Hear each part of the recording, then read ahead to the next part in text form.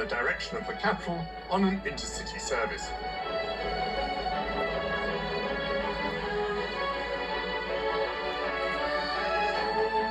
I'm arriving at Chelmsford, the county town of Essex and the birthplace of radio.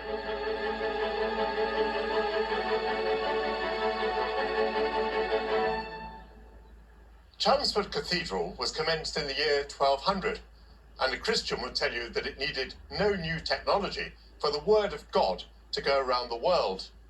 But a Chelmsford resident, Guglielmo Marconi, certainly made words travel faster. He opened the world's first factory making radio signalling equipment in 1899, operating out of a former silk warehouse. Guglielmo Marconi, an Italian who moved to Britain, was responsible for some of the major breakthroughs in radio signalling, including the first messages sent across the Atlantic. He became an international hero when Marconi wireless operators aboard the sinking Titanic used equipment made here in Hall Street in Chelmsford to summon help from other liners, saving lives. And it was in this nook of Essex that the first regular wireless broadcasts were made before the foundation of the British Broadcasting Company. Just outside Chelmsford is the village of Writtle, where I meet author Tim Wander. Tim, I well understand that Chelmsford is connected with the early history of broadcasting, but you brought me to Writtle, this lovely village green with duck pond. Why Writtle? Well, Writtle is really the home of British broadcasting. This is where the very first regular scheduled broadcasting station was going to be run from. Its call sign was 2MT, 2M, and it came from Writtle. What were they doing then differently in Writtle? Well, after the First World War, they formed a new division called the Wireless Airborne Telephony Research Group under an amazing engineer called Captain Peter Pendleton Eckersley. With a small group of maverick engineers, they start to push the science of speech radio such that by 1919 they have airborne wireless sets which you can hold in your hand, capable of ranges of 100, 120 miles, including air-to-air communication. This is a step change in technology. In February 1922, after much pressure from the radio amateurs, the hams, Marconi Company come to Writtle and go, well, you understand speech radio, do this thing called broadcasting. And you're going to broadcast for 1 half hour every Tuesday night. Out of what sort of building?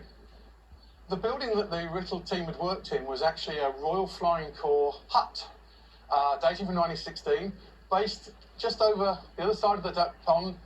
This hut is very basic. It only accommodates 8 or 9 people. It has no electricity. It has no proper sanitation. But luckily engineers have the Cock and Bell pub just down here on the right as their office. And is the hut still there? No, it was moved in 1963, and now it's under the care and protection of Chelmsford Museums. I think that's where we should go, don't you?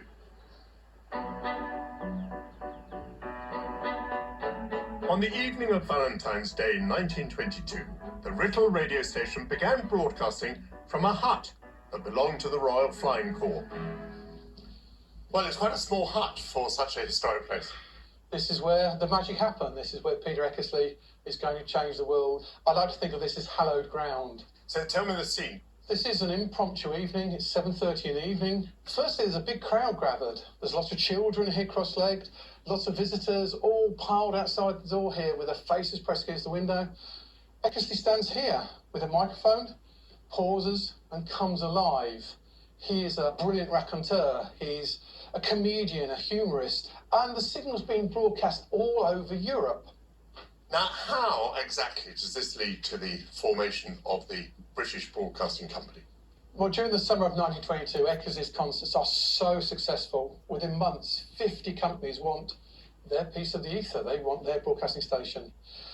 The Postmaster General decided that they needed a company with its infinite wisdom to organise broadcasting in Britain, and they came up with, eventually, the British Broadcasting Company. Not a corporation, but a company still in 1922. What happened to Eckersley after that?